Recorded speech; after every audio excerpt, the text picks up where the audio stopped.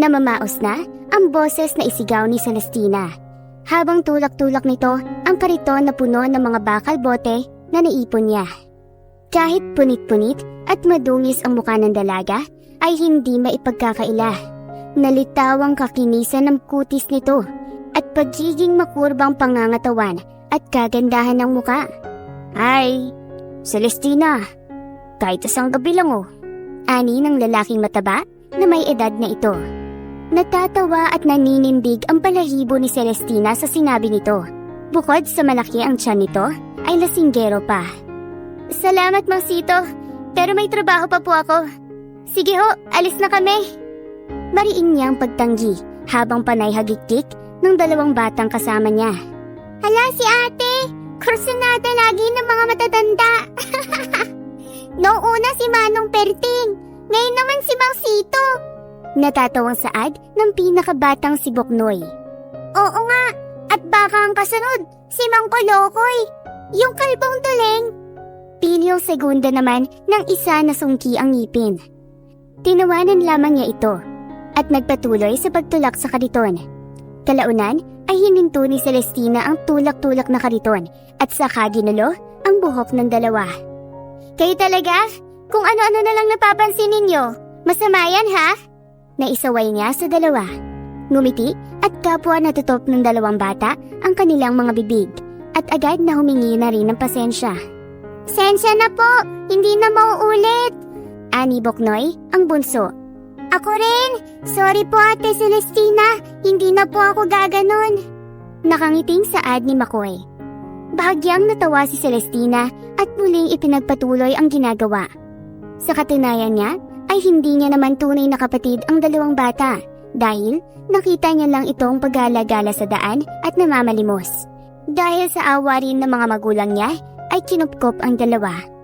Siya naman ay lumaking basurera. Kasama niya ang kanyang mga magulang na ganoon din ang hanap buhay. Itinuring na niyang kapatid ang dalawa dahil wala rin siya kapatid. Nang papatawid na sila, ay nanlaki na lamang ang kanyang mga mata at isang malakas na busina ng sasakyan ang paparating, bagay para mabilis niyang sinagip ang dalawang bata. Ramdam niya ang pagkatilapo niya palayo at pati na rin ang pagkabagok ng kanyang ulo sa matigas na bagay.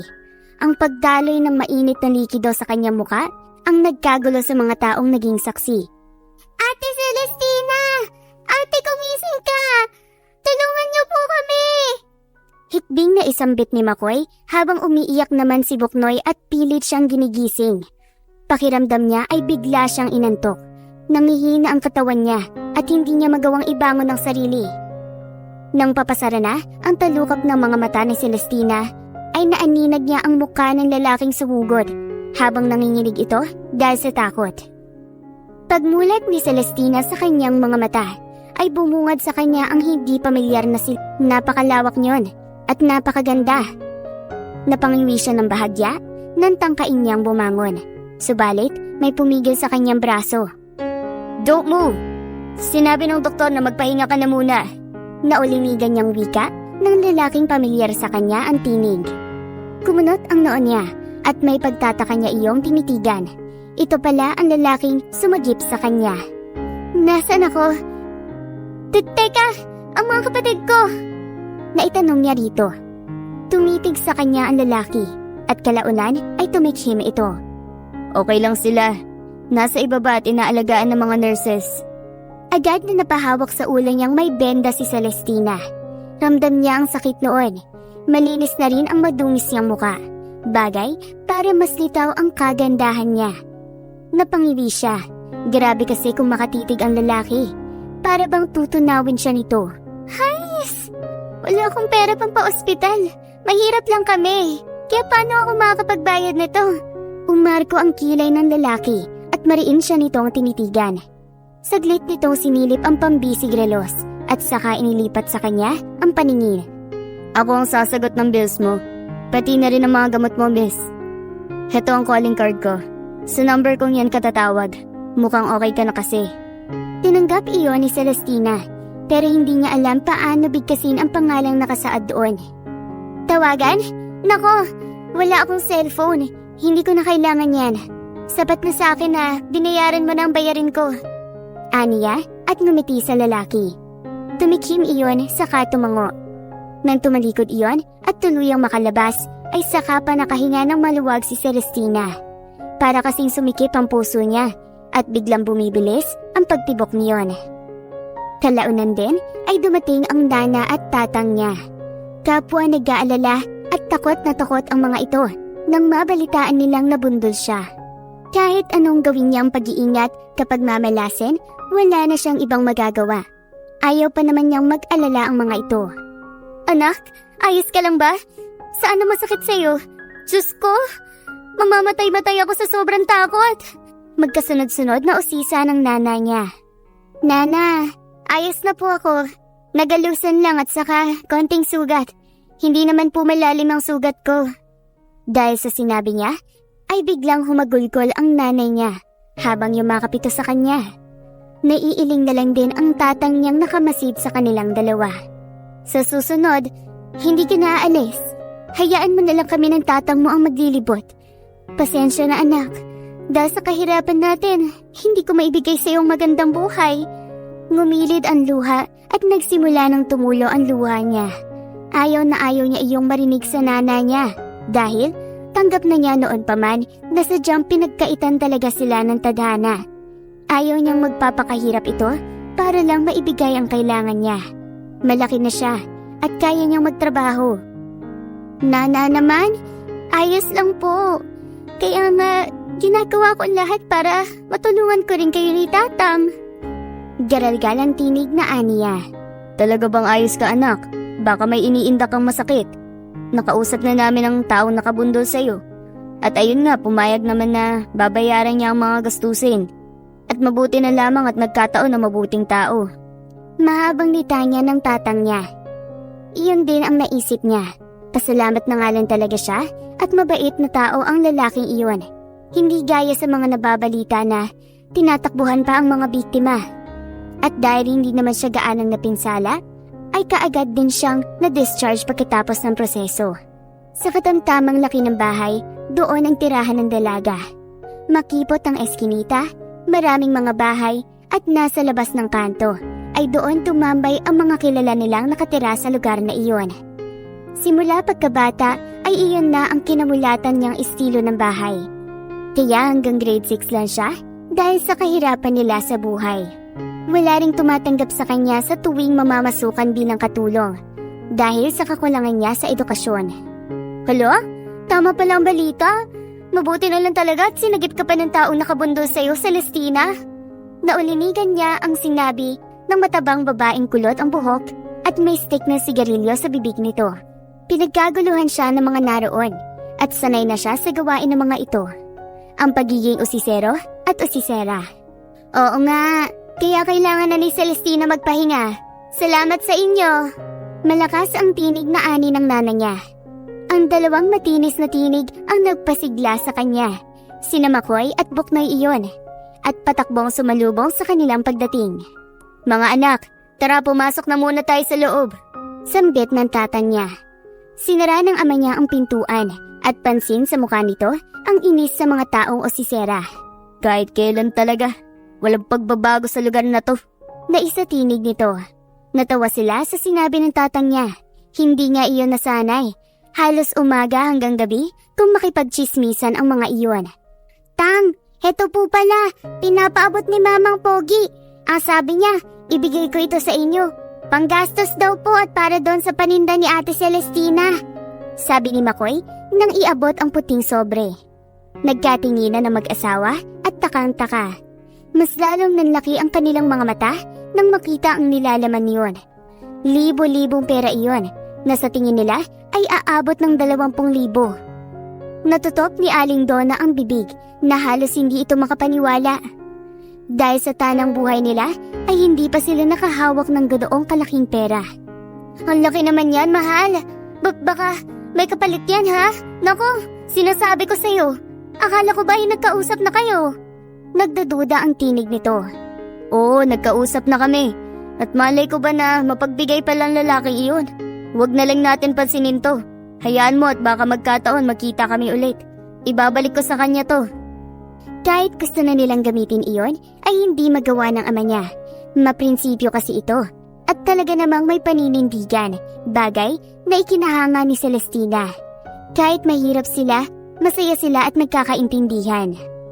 Nang mga sandaling iyon, bumiyahe pa uwi si Rodney. Naantala ang biyahe niya dahil sa kaganapan. Awa rin ang nadarama niya nang ikwento ng dalawang bata ang kanilang buhay. Kaya rin siya nagbigay ng malaking halaga at pati gastusin ay dahil sa takot niya sa matandang kumupkop sa kanya, si Don Sicario. Kilala ang matanda sa pagiging mabuting tao nito at mapagbigay, at hindi nito magugustuhan kung mabalitaan na isang kawawang mahirap ang nasagasaan niya. Tumunog ang cellphone niya, at dahil konektado iyon sa earphone niya, ay madali niya itong nasagot. Son, asan ka na ba? Iho, sana wag kang magpaabot ng gabi. Kanina ka pa hinihintay ng lolo mo. Boses ng mama niya mula sa kabilang linya, ang kinilala niyang ina. I'm on my way, ma. May nangyari lang pero naayos ko na rin. Pasensya na talaga. Sinsero niyang tugon dito. Narinig niya ang pagbuntong hininga ng mama niya. At nang tuluyan nitong ibaba ang tawag, ay nahagod na lamang niya ang ibabang labi. Siya si Rodney Alcantara, kilala bilang batang successful sa larangan ng business. Nagtapos ito ng kursong Business and Finance. Pero kahit na mataas na ang kanyang naabot, ay hindi pa rin naging masaya ang buhay niya. May kulang doon, at ang pagkawala kasi ng kababata niyang si Sydney ay nakaapekto din niyon ang buhay nila. Walang araw na hindi iniisip ng mama niya si Sydney. Ngayong araw ang kaarawan ng lola niya, at siya na lamang ang hinihintay ng mga ito. Kinagabihan, nasa labas ng mga sandaling iyon si Celestina. Naroon ang inay niya, at naglalaba iyon kahit gabi na. Pumwesto siya sa tabi nito. Nang sitahin siya ng inay niya, ay hindi siya natinag. Tinulungan pa niya ito. Bagay para wala na itong magawa pa, kundi hayaan siya. Gabi na, Celes. At baka mabinat ka. Kalalabas mo lang ng ospital. Malumanay na saad ng inay niya. Nana talaga? Malakas po ako, no? Ayoko naman na panoorin lang kayo. Hindi naman baldado ang kamay ko. Nakangusong sagot niya rito. Naiiling habang natatawa ang inay niya. Kaya Nana ang tawag niya rito, ay iyon ang lagi nitong binibigkas noon pa, hanggang sa nasanay na siya. Nak, sana pag dumating ang araw, huwag ka sana magbabago. Panatilihin mo ang pagiging mabuting anak. Oo naman, syempre. Yun ang tinuro niya ni Tatang kaya susundin ko yun. Balang araw, yayaman tayo. Baka maawa ang Diyos at makalkal natin ang isang kahong ginto. Pagbibiro pa niya, bagay na ikinatawa ng kanyang inay habang nagkukusot ito. Ganun lagi ang gawain nila. Tuwing gabi lang kasi makakapaglaba ang inay niya dahil abala silang pareho kinaumagahan. Isang pilit ng ngiti ang sumilay sa labi niya. Kung sana ay mayaman sila, hindi sila nagpapakahirap mga lakal sa basurahan para ibenta. Minsan na panaginipan niyang anak siya ng mayamang pamilya. Pero hanggang sa panaginip lamang iyon. Kinaumagahan paggising niya ay nadatnang niya sina Makoy at Buknoy mula sa nakaawang na pinto. Nakatayo ang mga ito at nakatingin sa labas. Bagya rin siyang napangiwi dahil sa ingay na nagmumula sa labas. Mukhang nag-away ang kanilang kapitbahay. Anong ginagawa niyong dalawa dyan? Kay aga-aga chismis inaatupag ninyo?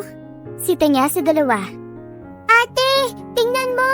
Mukhang gigipain niyang mga malalaking sasakyan ng tirahan natin. Naroon si Inay at Itay.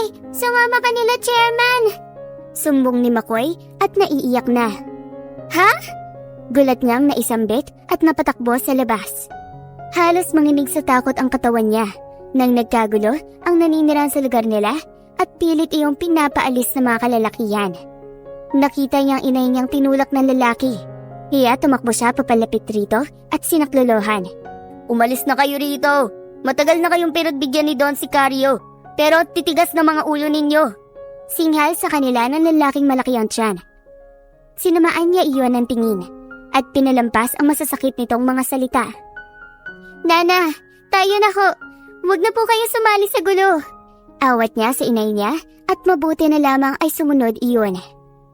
Hanggang sa nakita niya ang ama niyang pinagtutulungan ng mga kalalakihan nang ipagtanggol nito ang kanilang chairman. Naisigaw niya at lumilid agad ang kanyang luha sa kanyang mga mata. Saka patakbong sumugod sa ama niya. Tama na ho! Huwag niya nasaktan ang ama ko! Umiiyak niyang pakiusap sa mga ito. At sa awa naman ng Diyos ay tumigil ang mga kalalakihan mula sa pambubugbog ng mga ito sa kanyang ama. Duguan ang ama niya. May mga sugat iyon at pasa dahil sa natamo nitong hampas. Kayong mga residente sa lugar na to, 3 araw na lamang ang nalalabi para sa inyo. Pasalamat lang talaga kayo at may palugit pa na ibibigay sa inyo. Asik ng lalaking may sugat ang ulo nito at marahil ito ang lalaking nabugbog ng ama niya. At yang ama mo, pagbabayaran niya sa kulungan tong ginawa niya sa akin. Masamang banta nito habang nakaduro ito sa mukha ng ama niya bago iyon tumalikod para umalis. Tay! Tanging naisambit niya at tinulungang makatayo ang ama niya. Napaigik ang ama niya, bagay para hindi niya napigilan ang pagpatak ng kanyang luha at tuluyang humagulgol. Pinagtulungan nilang iuwi ang kanyang ama. Noong 1 buwan pa kasi ipinaalam na tatayuan ng fabrika ang lugar nila at kung hindi sila aalis ay talagang idadaan iyon sa dahas. Ayaw nilang iyong mangyari at nanindigan silang ayaw ibigay ang lupa. Kalaunan ay tinulungan ni Celestina ang inay niya at nililinis nito ang sugat ng kanyang ama. Hindi umiimik ang inay niya, pero lumuluha iyon habang ginagawa ang paggamot sa sugat ng ama niya. Tama na yung pag-iyak mo, Amanda. Nakikita ka ng mga anak mo. Biglang itinapon ng inay niya ang bimpong hawak-hawak at bigla iyong umiyak. Mahirap na nga tayo. Wala pa tayong matinong matitirahan, Berto. Saan tayo pupulutin ngayon? Bahagyang tumawa ang ama niya at kahit nahirapan ito ay niyakap niya ang inay niya para ito ay patahanin. Gagawa ko ng paraan at makikiusap kay Don Sicario kung yun ang kailangan. Sagot nito. Naiyoko ni Celestina ang ulo. Parang kinukurot-kurot ang puso niya. Hindi siya pwedeng manood lang at kailangan niyang gumawa ng paraan para makausap ang matandang iyon. Sa pagpupursige niya, dinala siya ng kanyang sariling mga paa sa harapan ng malaking mansyon ng Escobillo. Ang Don ang kinilala bilang konsehal sa kanilang bayan at sobra itong maimpluwensya. Halos abutin siya ng 1 araw kakahintay para lang pagbuksan siya ng gate. Ayaw kasi siyang papasukin, lalo pa at hindi siya kilala. Kanina na rin siyang tinataboy ng gwardya dahil sa mabaho raw siya at amoy kanal. Pasensya na, pero akong mananagot kapag papapasukin kita. Kaya sige na, umalis ka na habang hindi pa dumarating si Senyorito Rodney. Taboy sa kanya ng gwardya, pero sadyang may katigasan ng ulo niya at hindi siya ipinanganak para maliitin. Boss! Pakiusap naman! Nagrabyado ang tatang ko. Sinaktan ng mga tao ni Don Sicario ang tatang ko. Gusto ko lang naman siyang makausap. Pagpupumilit niya pa rito. Nang papaluin na sana siya ng gwardya, nang hawak nitong baston, ay napapikit siya ng mariin para indahin ang sakit niyon.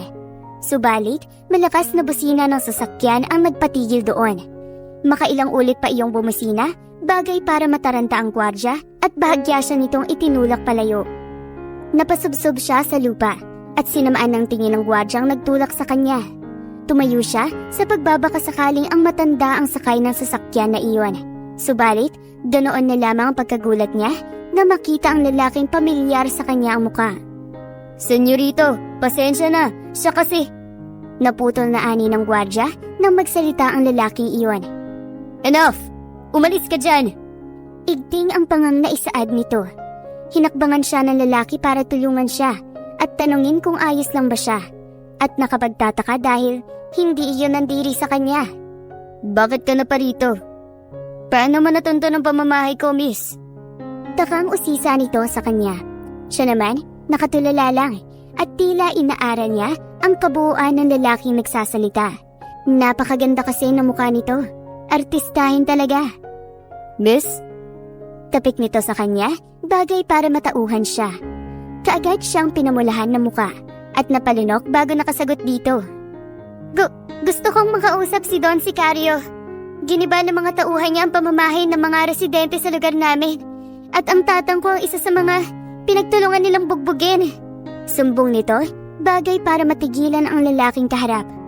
Sumama ang mukha nito. at kinalikot ang cellphone nito.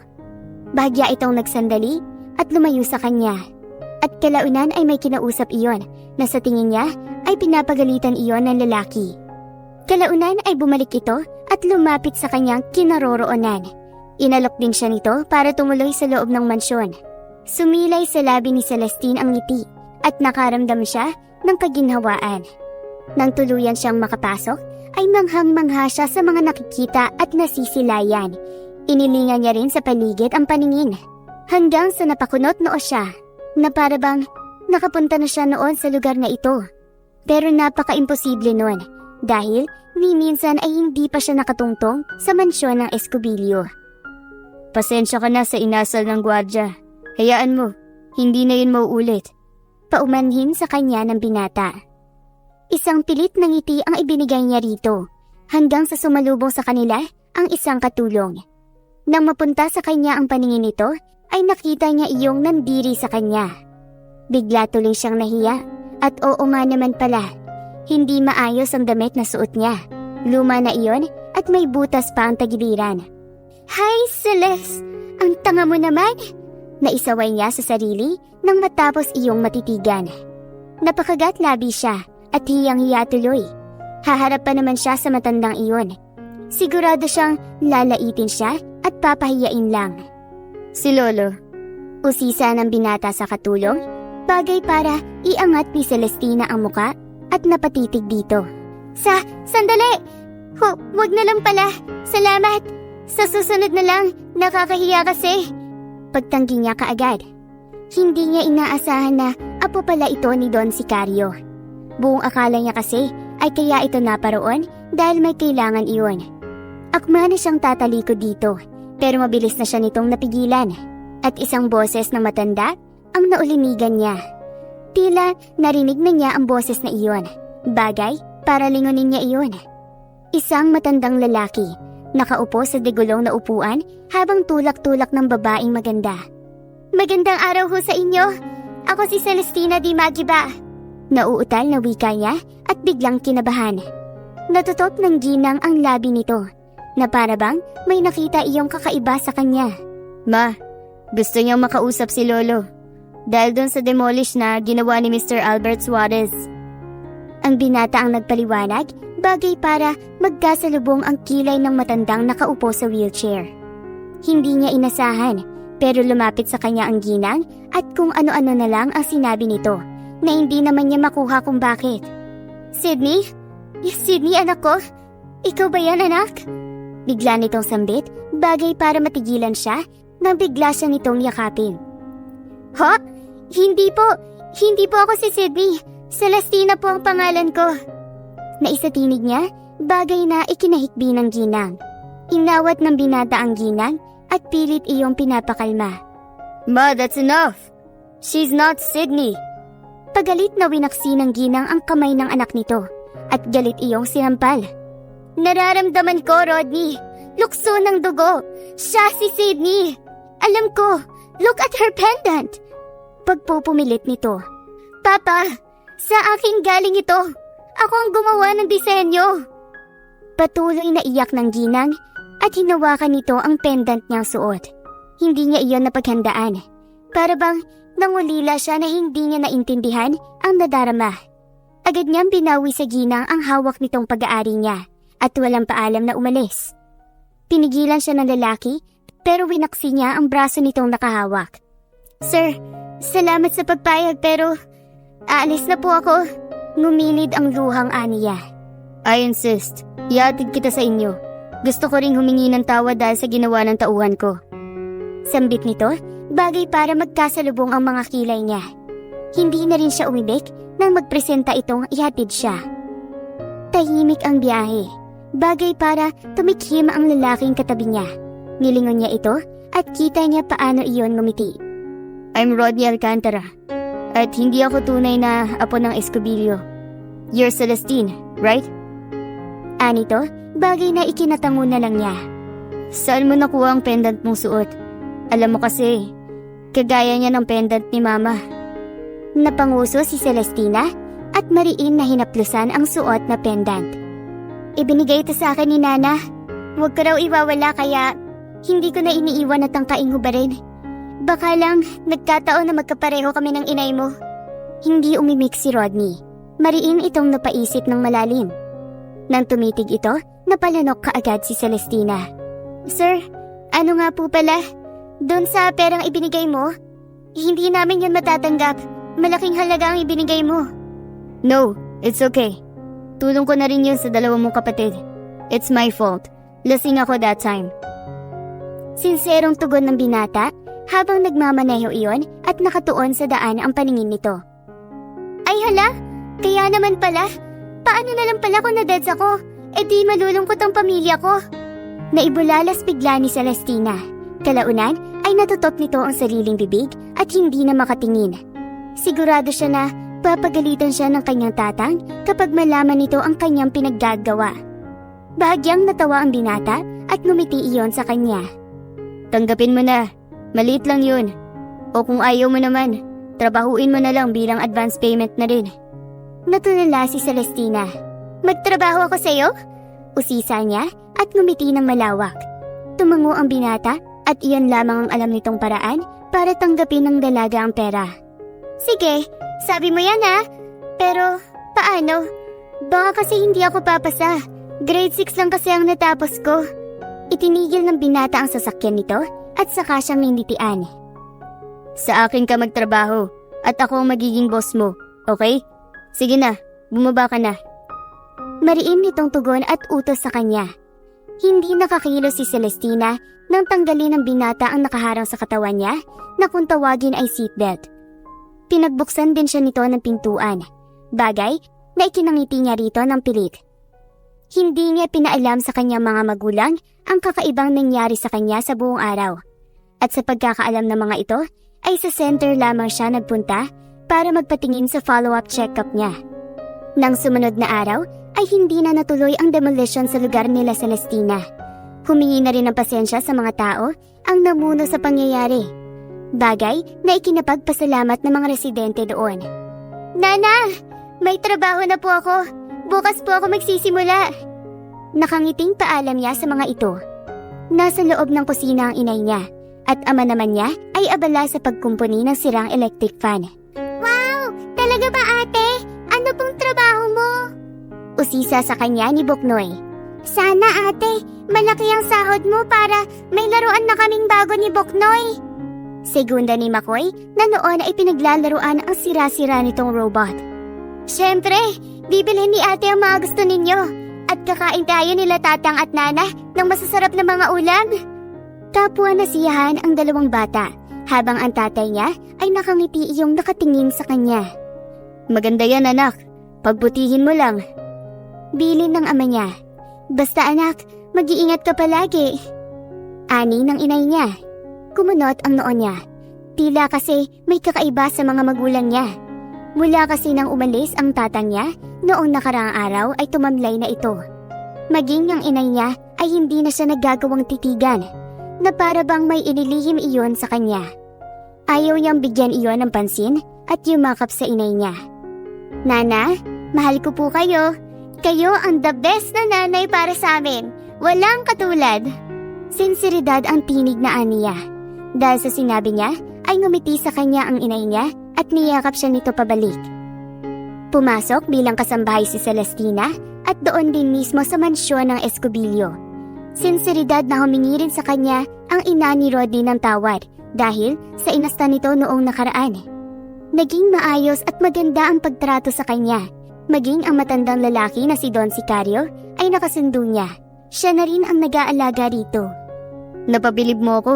Magkasundo na kasi kayo ni Lola Sicario. At hindi na ako magtataka kung bakit.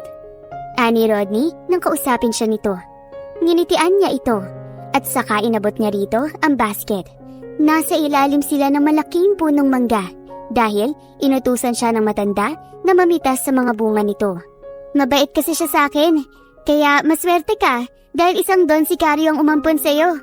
Tapos mahal ka rin ni Madam Clemente. Natawa ang binata at tinulungan siya nitong pumitas. Oo, kaso nagbago ang lahat simula nang mawala si Sydney. Natigilan si Celestina. Tumitig siya kay Rodney at kita niya ang kalungkutan ng mga mata nito. Kapatid mong babae? Usisa niya rito. Umiling ito at peking ngumiti. Umupo iyon at saka sumandal sa katawan ng puno.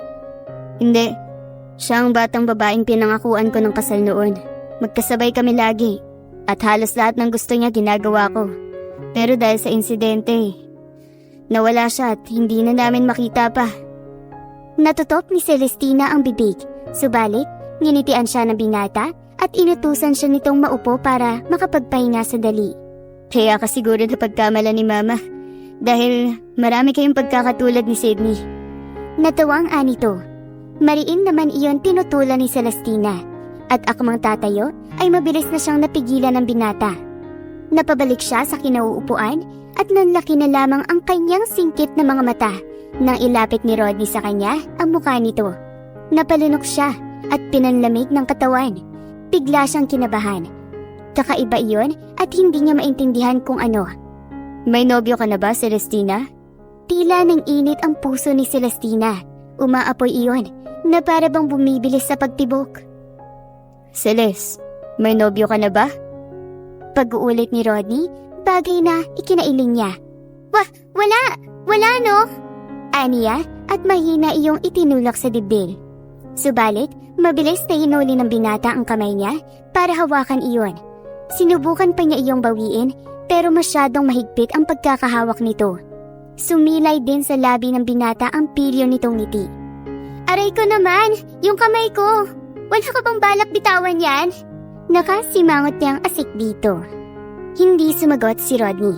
Bagkus, mariin nitong pinisil ang pisngi niya bago ito bumitaw. Hindi niya napaghandaan nang bigla iyong pumwesto ng higa at sa hita niya pa iyon humiga. At kahit na anong gawin niyang tulak dito, ay hindi iyon natinag. Kita niyang pumikit si Rodney at maya-maya pa ay mukhang nakatulog pa nga iyon. Langya, ginawa ba namang unan? Hays! Pasalamat ka lang talaga at wala ang nanang at tatang ko. Dahil kung nagkataon, mabubugbog ka talaga. Hinayaan niya na lamang iyon at mariin na tinitigan ang maamo nitong mukha. At hindi niya maiwasang pagmasdan ang mga makapal na kilay nito. Mahabang pilik mata at matangos na ilong. Pati na rin ang labi nitong mapula. Napangiti na lang din siya at napagtanto niya, inaaral niya na pala ang buong mukha ng binata. Humikab siya. Mukhang maganda ang panahon dahil maaliwalas ang kalangitan at sabayan pa ng malamyos na hangin. At hindi niya namamalayan, nakaidlip na rin siya ng tuluyan. Araw ng Sabado, araw din ng sahod niya. Masaya siya at malawak ang ngiti niya. Nang sa wakas ay natupad na rin ang hiningi ng kanyang mga kapatid. Nabili na rin niya ang pagkain gusto ng mga ito. Lolo, huwag po kayong mag-alala at isasama ko rito sina Tatang at Nana para makilala ninyo. Sigurado po ako na magkakasundo kayo. Nakangiting aniya at pagpapaalam din. Talaga ba, Iha? Sige, mas gusto ko yan. Hihintayin ko ang pagbabalik mo at marami pa akong ikukwento sa iyo. Nakangiting tugon ni Don Sicario. Tumango si Celestina habang nakangiti iyon. Nahagip ng paningin niya ang mga magulang ni Rodney. Nakangiti lamang sa kanya ang dalawa. Bagay para magpaalam siya sa mga ito. Hayaan mong ihatid ka ni Rodney, Iha. Sumabay ka na rin sa kanya pagbalik mo rito. Saad ng ina ng binata. Agad siyang pinamulahan ng muka nang maramdaman niya ang pagtayo ni Rodney sa kanyang likuran. Don't worry, Mama. Ibabalik ko rito si Celestina. Nakangiting pilyo nito. Natawa ang ina nito at ganun din ang ama ni Rodney. Paalis na sana sila ay nagsandali ang ama nito. Rodney, son, sandali. May sasabihin ako sa iyo. Pagsandali nito, sinenyasan siya ni Rodney na mauna. Bagay para iwanan niya iyon at naunang sumakay sa kotse nito. Nang silipin niya ang dalawa ay nailing siya dahil mukhang seryoso ang pinag-uusapan ng dalawa. Habang lula ng sasakyan ay hindi maiwasang mag-isip ng malalim ni Celestina. Nawibirduhan kasi siya sa kakaibang pagtrato sa kanya ng pamilyang Escobillo. Pati na rin ang kakaibang nararamdaman niya sa tuwing kasama si Rodney. Lalo na ngayon dahil muli silang magkasama at magkatabi sa loob ng sasakyan. May gumugulo ba ng isipan mo, Celestine? Taka nitong usisa sa kanya. Natauhan at agad siyang napailing. Wala ah. Ano lang, na-excite lang ako makauwi. Pagsisinungaling niya. Nginitian siya nito at suminay sa labi ang kapilyuhan. Akala ko kasi, kasali ako sa mga iniisip mo. Gaya ko, you keep running into my mind, Celestina. Ewan, pero I can't stop thinking of you. Diretsa ang anito. Agad naramdaman ni Celestina ang pag-akyat ng dugo niya mula talampakan at tumigil iyon sa kanyang muka. Hindi rin nakaligtas ang pagsilay ng ngiti niya. Para yatang naging abnormal ang pagtibok ng kanyang puso sa tuwing si Rodney ang kasama niya. Guys, guni-guni ko lang yata to. Saway ng kanyang isipan. Kapistahan ang bumungad sa kanila nang pasukin nila ang Sitio Ligaya. Agad na nagsikumpulan ang mga usisera nilang mga kapitbahay nang makita ng mga ito si Rodney. Bit-bit kasi ng binata ang mga pinamili niyang damit ng kanyang mga kapatid at bagong electric fan ng kanyang ama. Sumalubong sa kanila ang babaeng mataba. Celestina, siya ba ang boyfriend mo? Usisa nito. Nako, naudlot ng wika niya nang agad na sumagot si Rodney.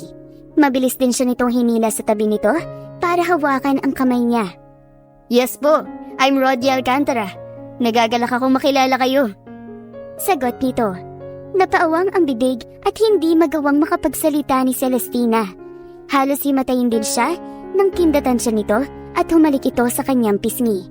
Subalit, ang matinis na pagtitili ni Boknoy ang nagpabalik sa kanya sa realidad. Ate Celestina! Ate!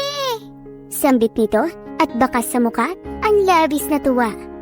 Napangiti si Celestina at agad na pumantay kay Boknoy para yakapin ito ng mahigpit. Sumunod dito si Makoy at nang makita siya nito ay agad itong yumakap sa kanya. Umiyak ito habang yakap-yakap siya. Ate, akala namin nakalimutan mo na kami. Akala ko hindi ka na uuwi. Garalgal na boses na ani Makoy. Pinahiran niya ang mga luha nito. Saka ito pinatahan. Tahan na. Diba at nangako ako sa inyo na bibilan ko kayo ng maraming laruan? Aniya at inilabas ang mga laruang nabili niya para sa mga ito. Kapansin-pansin ang labis na tuwa ng dalawa habang nakamasid naman dito si Rodney. Kalaunan ay kapwa nagulat ang kanyang mga magulang nang makita ng mga ito ang lalaking kasama niya. Naghahanda ang mga magulang niya dahil kapistahan sa kanila. Bagay na ikinangiti rito ni Rodney at aliw na aliw ang binata sa mga nakikita nito. Celestina! Sambit ng inay niya at panuhalo iyong yumakap sa kanya ng mahigpit. Naku anak, gumanda ka. Tingnan mo mahal oh. Ang kinis na ng anak natin. Manghang na isambit ng inay niya. Nagtatawanan sila, bagay na ikinatawa na rin ni Rodney. Kinagabihan, naramdaman ni Celestina ang paghawak ng kanyang ina sa kanyang kamay. Umupo ito sa tabi niya habang nanonood sila ng palabas sa entablado. Mukhang may inilihim ka. May dapat ba akong malaman anak? Usisa nito. Napatitig siya sa mukha ng inay niya at umiling din. Wala po nana, pangako. At saka kung meron man, malalaman mo rin yun. Sabi mo nga, hindi ako marunong magsinungaling dahil namumula ang ilong ko. Depensa niya. Natawa ang inay niya at saka ito yumakap sa braso niya at isinandal ang ulo nito. Ang laki mo na talaga, Celestina. Noon, karga-karga pa kita. Tapos papalitan ng damit. At napakasaya ko at pinalaki kitang napakabait. Nana talaga, nagdrama na naman. Siyempre po dahil nagmana ako sa inyo ni Tatang. Tugon niya rito. Tumango ito bilang pagsang-ayon sa sinabi niya.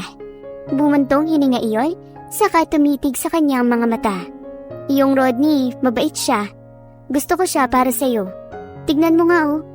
Kahit langit siya at lupa tayo, hindi niya pinandirihan ang mga taong nandito. Agad na nalipat sa pwesto ni Rodney ang kanyang paningin. Naroon ang binata at masayang nakipagsabayan at kasama ang ilan sa mga barakong kapitbahay nila. Napangiti siya at hindi nakaimik. Kung minsan, hindi niya talaga nauunawaan ang pinagsasabi ng binata. At para bang may ibig sabihin ang mga pagtitig at paglapit nito sa kanya. Kung ano man yon, ay wala siyang alam. Gusto mo bang malaman kung saan galing ang kwintas mo? Patuloy ng ina niya, bagay para titigan niya iyon. Hinawakan ng ina niya ang kanyang kamay at ngumilid ang luha nito. Oh, nariyan na pala ang tatang mo. Halika na! Sambit nito. Nakita niya si Rodney at ang tatang niya. Medyo may tama na ng alak ang ama niya, habang si Rodney naman ay namumula na. Anak, bilib ako dito kay Rodney dahil kaya niyang uminom ng basi. Wika ng ama niya. Bahagya siyang napangili at mukhang tinamaan na rin ng kalasingan ang binata. Inalalaya ng kanyang nana ang tatay niya papauwi. Nahilot ng binata ang sintido nito at bahagyang binuksan ang ilan sa butones ng kanyang suot na damit. Ay, bakit ang init? Naisambit nito at sumama ang muka. Rodney, iho! Dito ka muna! Bagong dating ng itong basi kaya tikman mo! Aya ni Chairman. Chairman, mukhang lasing na po siya at saka basi po yan.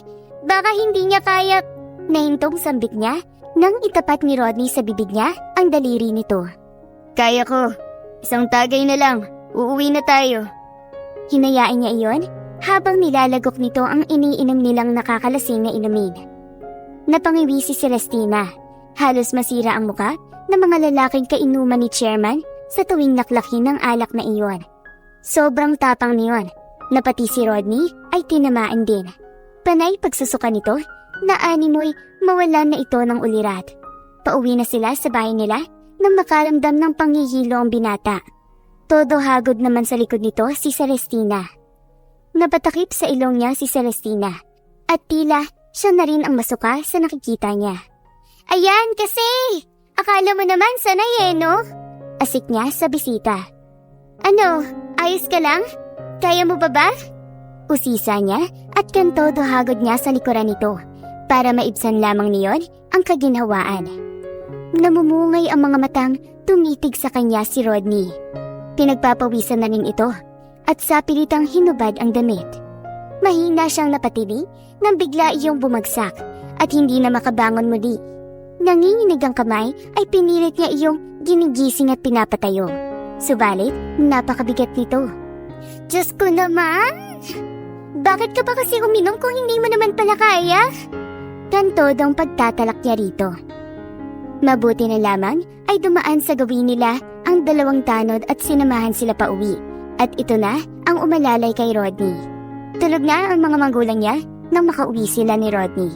Maingat naman iyong inihiga ng dalawang tanod sa kanilang upuan. Hindi iyon nagkasya, bagay para sumayad sa sahig ang mahaba nitong braso at binti. Marami pong salamat sa inyo!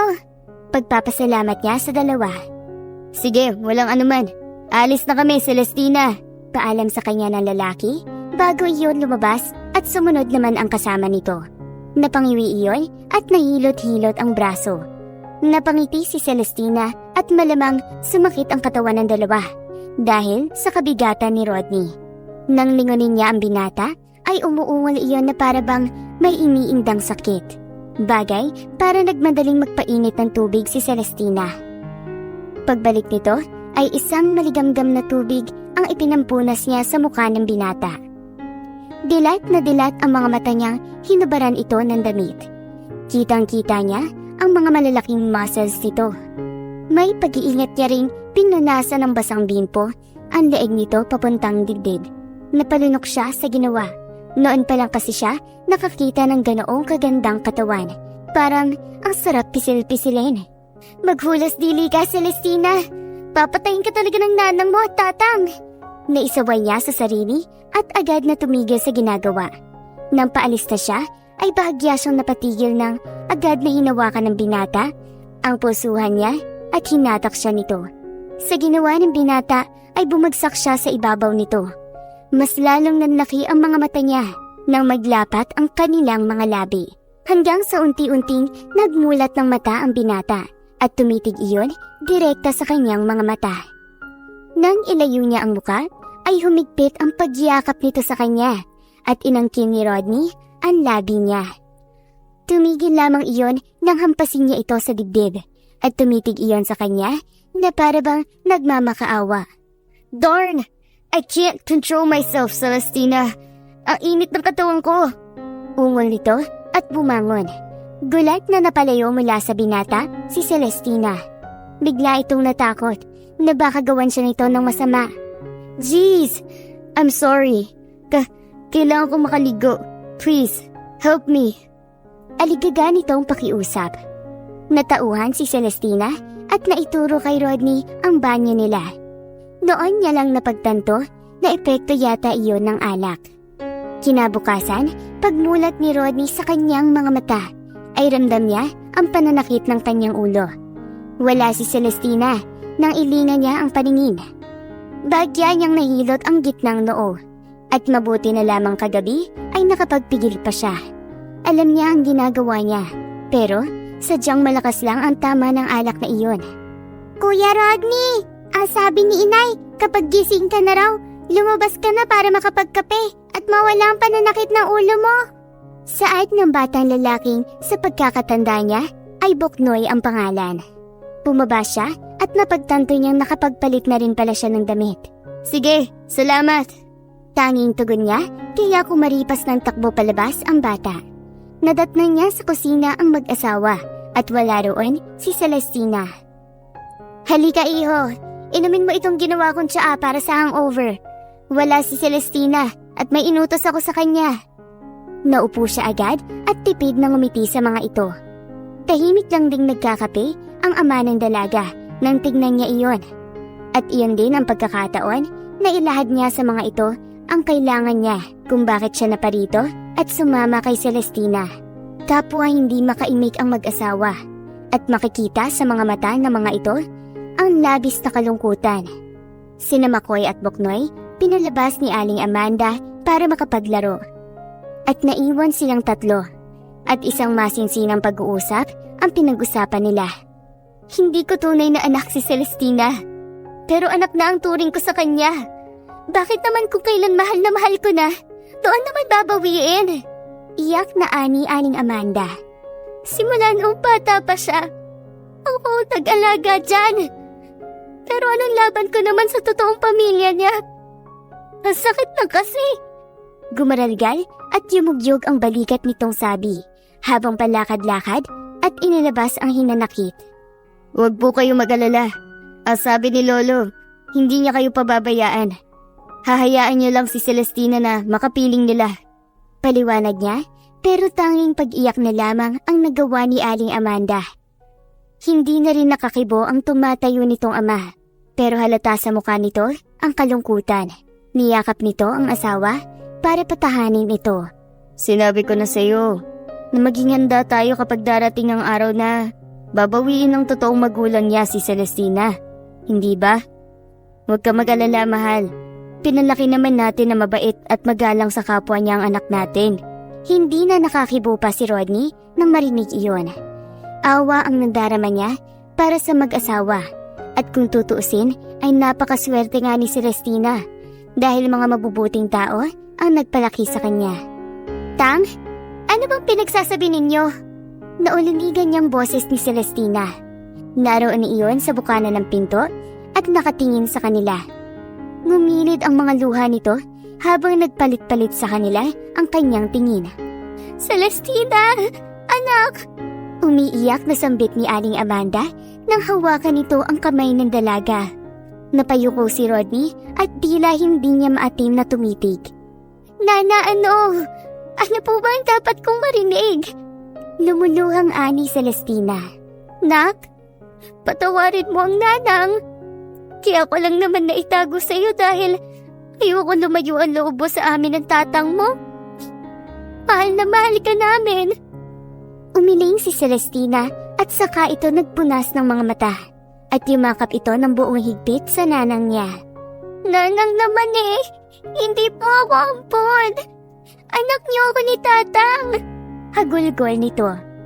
Umiling si Aling Amanda at nagawa nitong aminin at sabihin ang lahat. Na kaya pala napunta sa kanila si Celestina ay dahil nakita niya iyong paggalagala sa daan at nag-iisa. Umiiyak siya noon, kaya naawa ang tatang niya at iniuwi siya. May sugat sa binti niya at marahil ay napaso iyon, kaya nagkapeklat din siya paglaki. At totoo nga, meron nga siyang peklat na iyon. Iniisa-isang nilabas ng nanang nito ang mga lumang larawan niya at nakumpirma nga ni Rodney na siya si Sydney, ang heredera at nag-iisang apo ni Don Sicario. Kaya nawala ang ilan sa mga alaala niya ay dahil sa trauma niyang natamo. Mula noon, itinuring na siyang tunay na anak ng mag-asawa. Hilam ng luha ang tanging nagawa ni Celestina. Naging mahirap para sa kanya ang naging revelasyon. Pero ano nga ba ang magagawa niya kung ang mga ito na ang nagsasabi na siya ay ampon lang?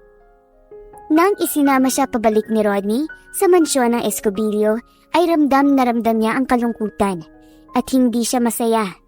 Hinayaan siya ng binata at hindi ito umiimik mula kanina pa. Bahagya niyang inangat ang mukha ng maramdaman niya ang mainit na palad ng binata. Seryoso iyong nakatitig sa kanya. "Welcome home, Celestina!" Nakangiting sambit nito, pero hindi siya umimik. Siguro, ang Panginoon na rin ang gumawa ng tadhana niya, ang ibalik siya sa tunay niyang mga magulang. Nakita niya naghihintay sa pagdating nila ang lolo niya at ang tunay niyang mga magulang. Naroon ang mga iyon at may ngiti sa labi habang naghihintay sa kanya. Hinayaan niya ang mga ito na yakapin siya at salubungin. Ramdam niya ang lukso ng dugo sa mga ito, bagay para bumuhos na rin ang masagana niyang luha. "Sydney, anak ko! Napakasaya ko sa wakas! Narito ka na!" Humahagulgol na wika ng tunay niyang ina. Yumakap din sa kanya ang ama niya na noon ay nakilala niya. "Babawi kami sa iyo, anak. Gagawin namin ang lahat para makabawi sa iyo." Humihikbing ani ng kanyang ina. Hinayaan siyang yakapin ng mga ito hanggang sa lumapit sa kanya ang lolo niya. "Masaya ako at narito ka na, iha. Sana ay mapatawad mo kami sa pagkukulang namin sa iyo." Wika nito. Kusa niya itong niyakap at nginitian. "Lolo!" Tanging naisambit niya at lumandas ang kanyang luha. Kalaunan ay sinamahan siya ni Rodney sa magiging kwarto niya. Nang ilingan niya sa silid ang paningin ay namangha siya. Ibang-iba iyon sa kinagisnan niyang tulugan.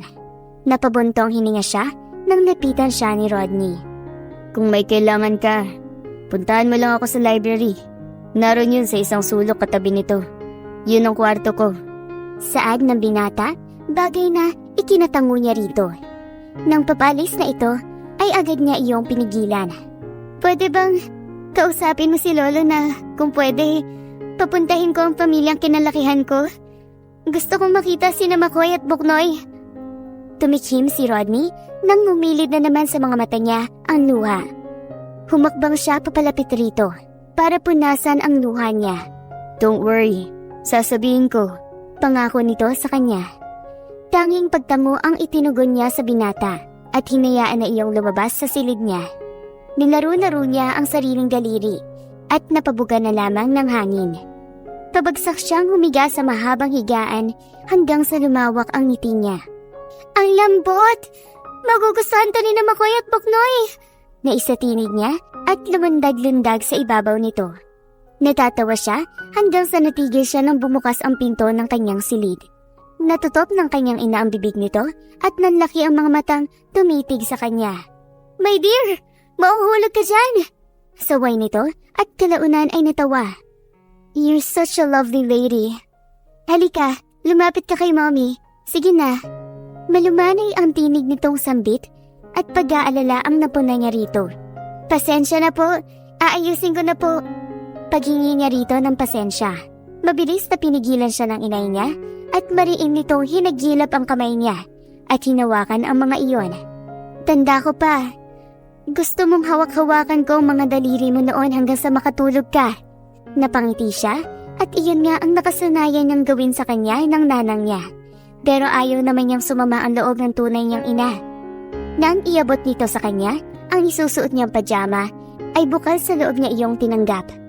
Yumakap siya rito at hinayaan niyang suklayin nito ang buhok niya hanggang sa tuluyang makaiglit. Kinaumagahan ay hindi naging madali para kay Celestina ang pagiging isa sa mga Escobillo. Maaga pa lang din umalis si Rodney para pumasok sa trabaho. Ang lolo niya at ang kanyang mga magulang ang nadatnan niya sa labas. Binati niya ang mga ito, bagay para ituro ng inay niya ang upuan niya para doon siya maupo. At kalaunan ay nagsipasok ang mga katulong nila na may tulak-tulak na maraming napakagandang damit. Pumila ang mga ito at sinabihan siyang pumili na ng maisusuot. Napalunok at tila nalula na siya sa dami ng mga damit.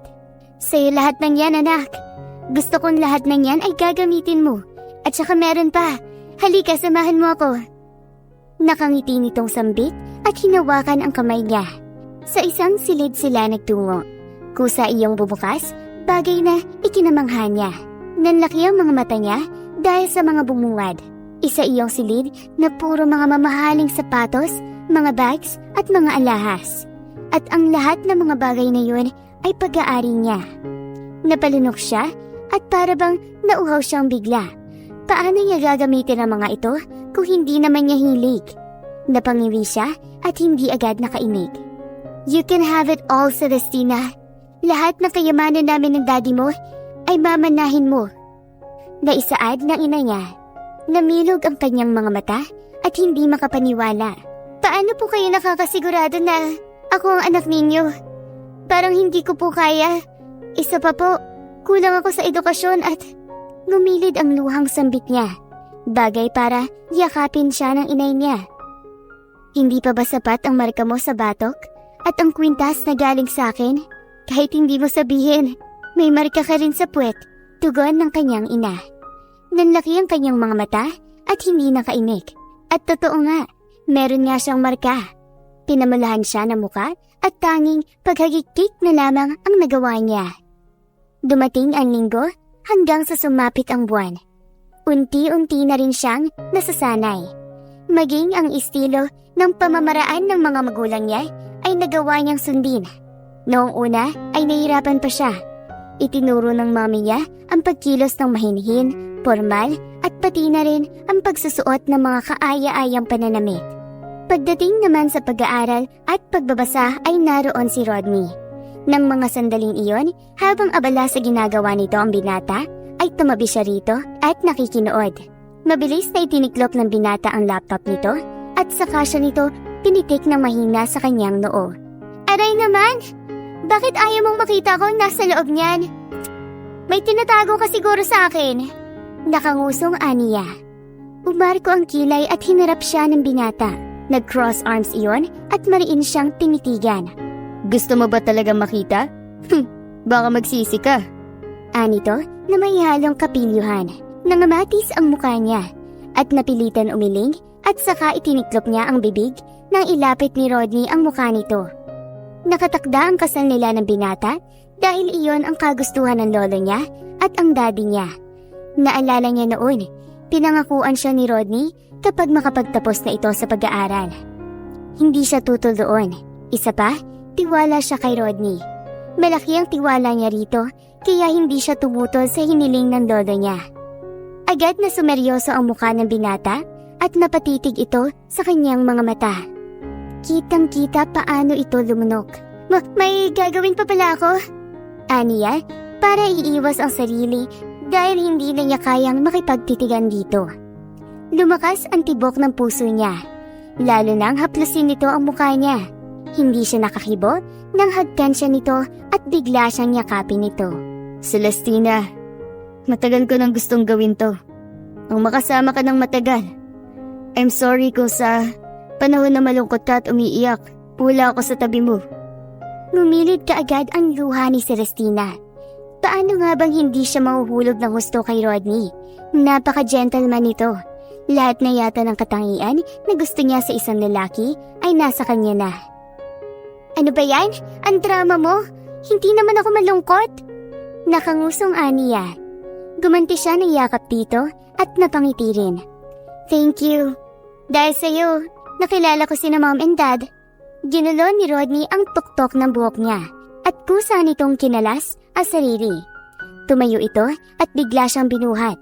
Napatili siyang napayakap sa leeg nito at mahina iyong tinampal. Sumapit ang araw ng kasal nila Celestina at Rodney nang pinapunta ang kinagisnan nitong pamilya. Naroon ang mga ito, bitbit ang ilan sa mga gamit ng mga ito. Labis ang tuwa ni Celestina dahil sa ibinalita ng binata na pumayag ang lolo nitong manirahan sa mansyon ang nanay niya at tatang. Sinalubong niya ang mga ito na may ngiti sa labi. Ate Celestina, ang ganda-ganda mo po at ang laki ng bahay ninyo. Manghang naiwi ka sa kanya ni Boknoy. Niyakap niya ito at maluhaluhang lumapit sa kanya ang nana Amanda niya. Inayos nito ang buhok niya at ngumiti. Napakaganda ng anak ko. Para kang tunay na prinsesa Celestina. Naiyak na natawa siya sa sinabi ng kanyang nana Amanda. Nang tawagin siya ng baklang nag-ayos sa kanya, ay nagpaalam siya saglit sa mga ito para tapusin ang pag-ayos sa kanya. Nauna na sa simbahan ang groom niya. Naroon ang daddy niya, naghihintay sa kanya. Nakatakda ang oras at ang pagtunog ng kampana, ang hudyat na papasok sa malaking pintuan ng simbahan ang bride. Nangingiting kinalma ni Rodney ang sarili nang magsimula ng maglakad sa gitna ang mga flower girl. He smiled, and the day he had always wished for happened. Ang makitang maglakad patungo sa kanya si Sydney, o mas kilala na niya bilang si Celestina. Relax, lalapit din sa'yo ang bride mo. Nakangiting bulong ng matanda na naroon sa kanyang tabi. I'm nervous, Lolo. Parang lulukso sa tuwa ang puso ko. Dahil sa sinabi niya, ay bahagyang natawa sa kanya ang matanda. Ganyan din ako noon nang ikinasal kami ng Lola Auring mo. Kaya masaya ako na ikaw ang lalaking pakakasalan ng apo ko. Napahinga si Rodney ng maluwag. Kinakabahan siya na may halong saya. Tinarapuhan ni Rodney ang namamawis niyang noo gamit ang kulay puting panyo nito. Parang ilang sandali na lamang kasi ay maiiyak na siya nang i-anunsyo ng MC ang pagpasok ng kanyang bride. Nakaalalay sa bride niya ang tatang nito hanggang sa inilipat iyon sa kamay ng daddy nito. Ang ganda ng ngiti ni Celestina at kasing ganda niyon ang pagkaaliwalas ng maganda nitong muka. Nang ibaling nito ang tingin sa kanya, ay napangiti siya lalo habang napakagat labi. Gusto niya tuloy mapabilis ang paghakbang nito. Hindi niya maiwasang maluha nang tuluyan itong makalapit sa pwesto niya. Congratulations mga anak. I'm so happy for the both of you. Matamis ang ngiting bati ng daddy ni Celestina bago ito kumalas at iabot sa kanya ang kamay ng anak nito. Thank you, Papa. Nakangiting tugon niya at yumakap ito sa kaharap. Ingatan mo ang anak ko, Rodney. You have my word. Kaya ito, ibinibigay ko ang kamay ng anak ko. At sana naman ay ingatan mo siya at mahalin ng walang kapantay. Buong wikang habilin nito, sabay pagtapik sa kanyang balikat. I will, Papa. Hindi ko kayo bibiguin. Nakangiting saad niya at buong pagmamahal na sinulyapan ang dalagang nakatayo sa tabi niya at saka ninitian ito ng ubod ng tamis. Celestina was wearing a lovely smile on her face, staring at him. He'll promise to cherish her. At walang mapagsidlan ng tuwa't saya sa kanilang mga muka nang humarap sila kay Father. Do you, Rodney Alcantara, take Celestina Escobillo to be your wife, to have and to hold, from this day forward, for better, for worse, for richer, for poorer, in sickness and in health, to love and cherish, till death do you part? Ngumiti si Rodney at sinulyapan si Celestina habang hawak nito ang kamay nito. Lumawak ang ngiting, sumagot ito pagkatapos. Yes, I do. Gumiti ang pari at bumaling ito ng tingin kay Celestina at tinanong naman ito. Do you, Celestina Escobillo, take Rodney Alcantara to be your husband, to have and to hold, from this day forward, for better, for worse, for richer and for poorer, in sickness and in health, to love and cherish, till death do you part? Bakas sa mukha ni Celestina ang saya nito at ngumiti kalaunan. I do, Father. Nakangiting sagot nito. Pagkatapos nilang magpalitan ng sagot at pagsusuot ng singsing sa bawat isa, ay inanunsyo ng pari ang huling parte nila bilang ganap na mag-asawa. Dinig na dinig ang palakpakan ng mga naging saksi sa pag-iisang dibdib nilang dalawa. With the power invested in me, at this moment, I now pronounce you both husband and wife. You may now kiss the bride. Nakangiting baling ni Father kay Rodney. Pinamulahan kaagad ng kanyang muka si Celestina nang iangat ni Rodney ang belo nitong suot. At isang halik na banayad naman ang ipinagkaloob ni Rodney, bagay para maghiyawan ang mga tao sa paligid nila. Yahoo! Mabuhay ang bagong kasal! Sigaw ni McCoy. Parehong nagngitian ang dalawang ama ni Celestina, habang naiiyak na pumapalakpak ang mommy nito, habang yumakap doon ang nana Amanda niya. Buong pagmamahal na hinarap ng bagong kasal ang mga naging saksi sa kanilang pagmamahalan. At wala nang mahihiling pa si Celestina, kundi ang mahalin at panatilihing maganda ang pagsasama ng pamilya niya. Si Nana Amanda at Mommy Clemente niya, hiling niyang mas lalong magkasundo ang dalawa dahil pareho niya itong mahal. I love you, my wife. I will, and I always do. Malambing ang wikang saad sa kanya ni Rodney bago siya nito siniilan muli ng halik sa labi. I love you, Rodney. I love you more. Nakangiting sagot rito ni Celestina bago niya iyon girantihan ng masuyong halik. Ang pamilya niya ang ginto para sa kanya. Walang kinang ang buhay niya kung wala ang mga ito. Celestina already has a life. Rodney has his everything, and she will treasure the moment of her life. Wakas.